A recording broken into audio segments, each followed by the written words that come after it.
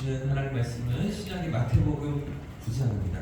마태복음 9장 14절부터 17절까지의 말씀을 찾겠습니다. 신약 성경 마태복음 9장 14절부터 17절까지의 말씀인데요. 교독해서 하나씩 읽겠습니다. 그때 요한의 제자들이 예수께 나와 이르되 우리와 바리새인들은 금식하는데 어찌하여 당신의 제자들은 금식하지 아니하나이까? 예수께서 그들에게 이르시되 오늘지 손님들이 주상만 앞에 있을 동안에 슬퍼할 수 있느냐?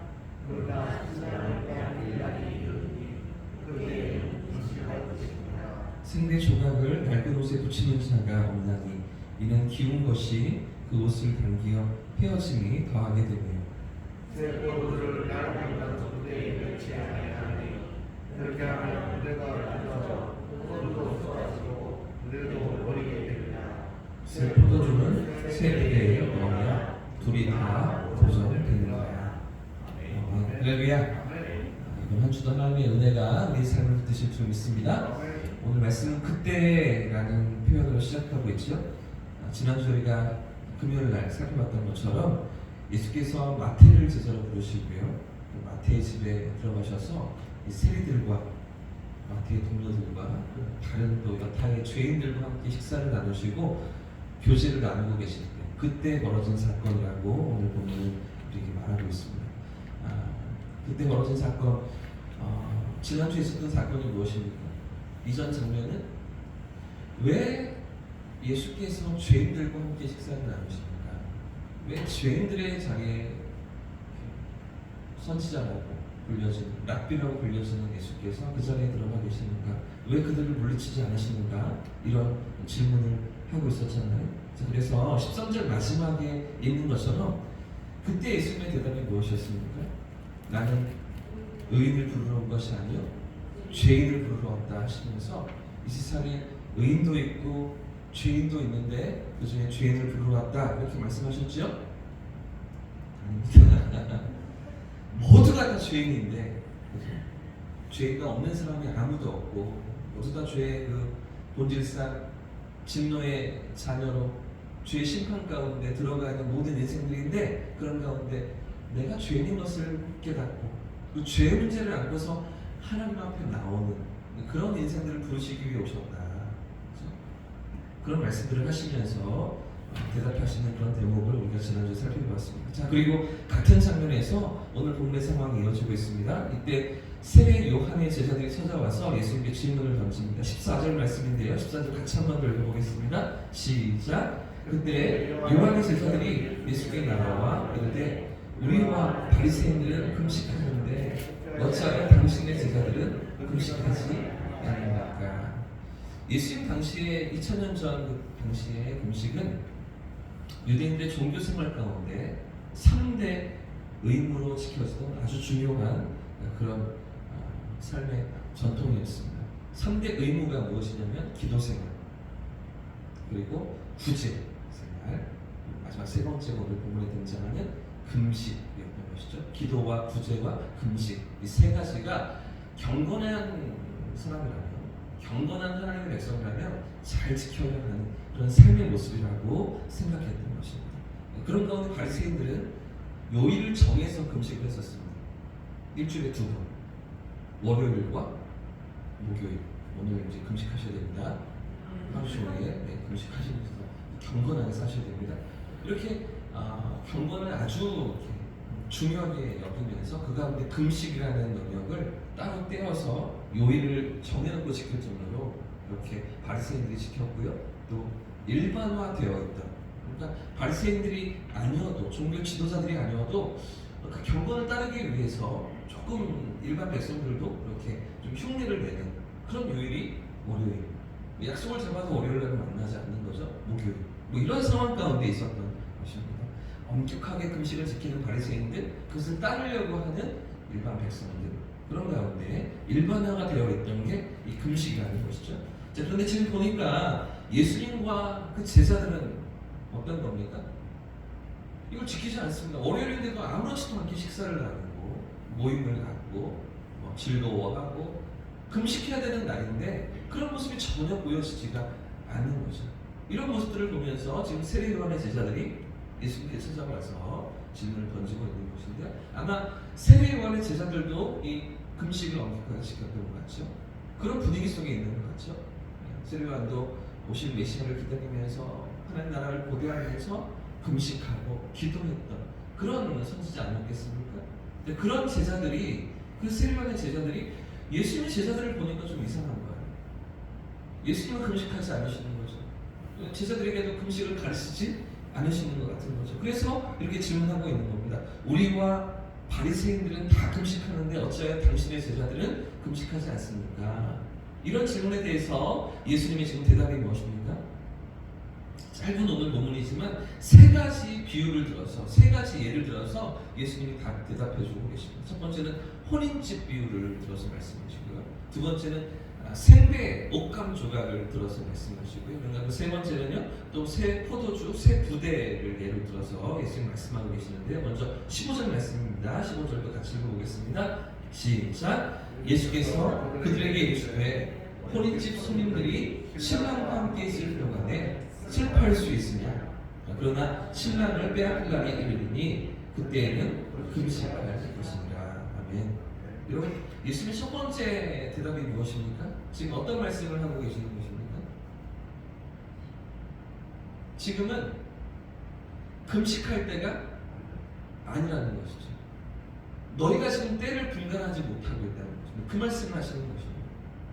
오히려 지금은 금식할 때가 아니고 즐거워할 때고 잔치할 때고 기뻐할 때이다 라는 이 말씀을 예수님 하시는 거죠. 여러분, 왜 그럴까요?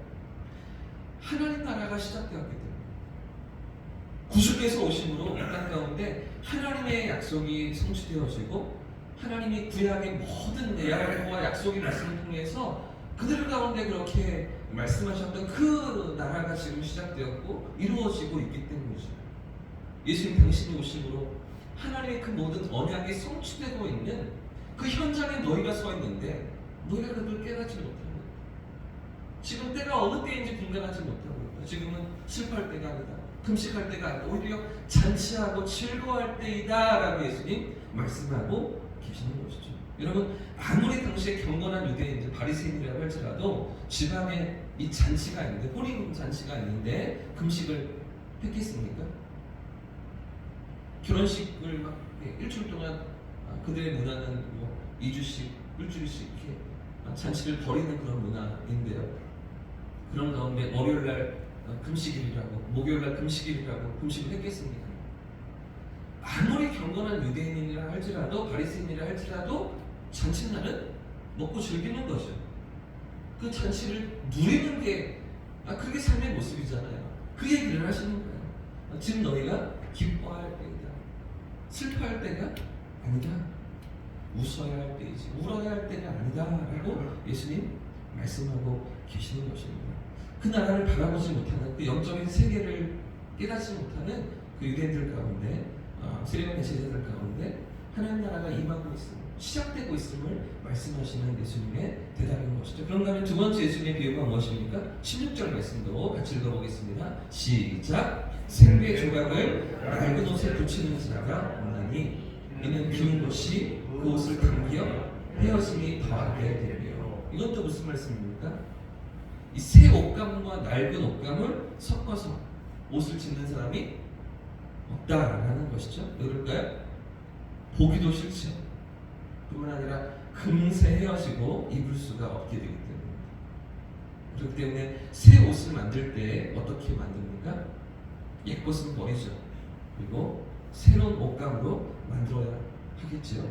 지금 당연한 이야기를 예수님께서 하고 계시는 겁니다. 또 마지막 세 번째 비유도 마찬가지인데 17절도 보십시오. 같이 읽겠습니다. 시작. 새 포도주를 낡은 가죽 부대에 넣지 않으니 그렇게 하면 부대가 터져 포도주도 쏟아지고 부대도 버리게 됩니다. 새 포도주는 새 부대에 넣어야 둘이 다 얻어져 된다. 여러분, 같은 말씀인데요.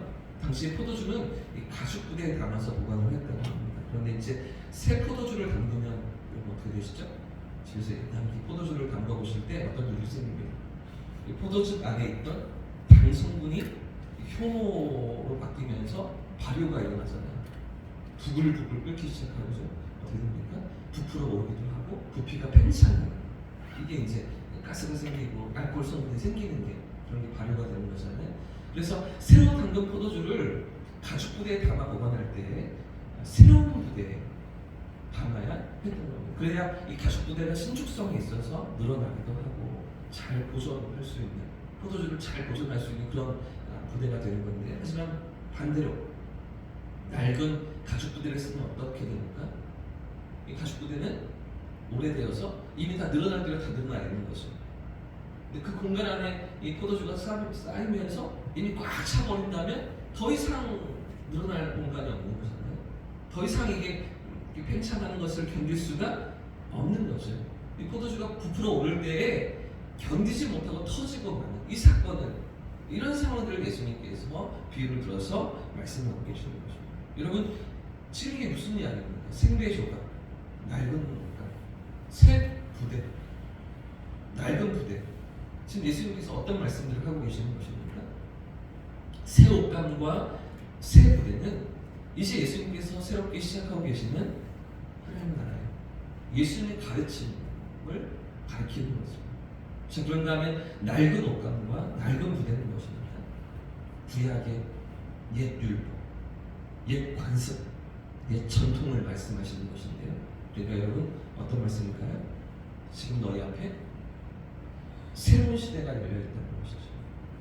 지금 새로운 나라가 너희 앞에 열려있다 하는 것입니다. 그 가운데 새로운 예수님의 가르침으로 너희가 나와야 하는데, 여전히 옛 것에 붙들려서 옛 옷감에 옛 낡은 부대에 거기에 사로잡혀서 그것이 익숙하다고, 그것이 좋다고 거기에 매여 살아가는 그런 삶의 모습들을 예수님께서 가르치시고 지적하시면서 이제 시작된 은혜의 시대, 구약이 아니라 신약으로 열려지는 하나님 나라의 시대, 그 가운데 너희가 들어와 있음을 깨닫고 예수님의 가르침 앞에 그 삶을 드리며 그 앞으로 나오라 예수님께서 말씀하고 계시는 것입니다. 사랑하는 여러분, 오늘 우리는 무엇을 붙들며 살아가고 있습니까?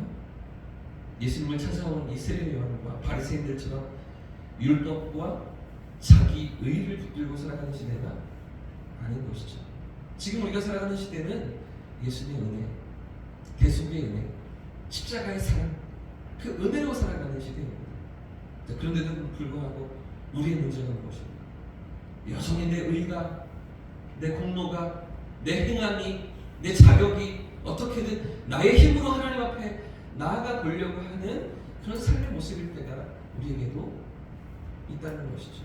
은혜의 시대가 열렸는데도 불구하고 하나님의 그 사랑과 그 하나님의 선하심과 인자하심으로 말미암는 우리의 삶에 주어지는 모든 그 복락이 이미 우리에게 주어져 있는데도 불구하고 자꾸만 내 힘으로, 내 의지로, 내 선함으로, 내 착함으로 하나님 앞에 서려고 하는, 어쩌면 옛 관습으로, 옛 율법으로 돌아가려고 하는 그런 삶의 모습들이 우리에게도 있지 않습니까? 이번 한 주도 하나님의 은혜를 붙들고 살아가는 저와 성도님들 되시길 축복합니다. 내 힘이 아니라 내 의가 아니라 하나님의 선하심과 그 인자하심이 오늘도 나를 붙드시는 줄 믿고 우리를 사랑하시며 우리의 삶의 걸음을 인도하시는 그런 손길을 붙들고 승리하는 한 주가 되시기를 예수님의 이름으로 축복합니다. 이렇게 찬양하고 기도하겠습니다.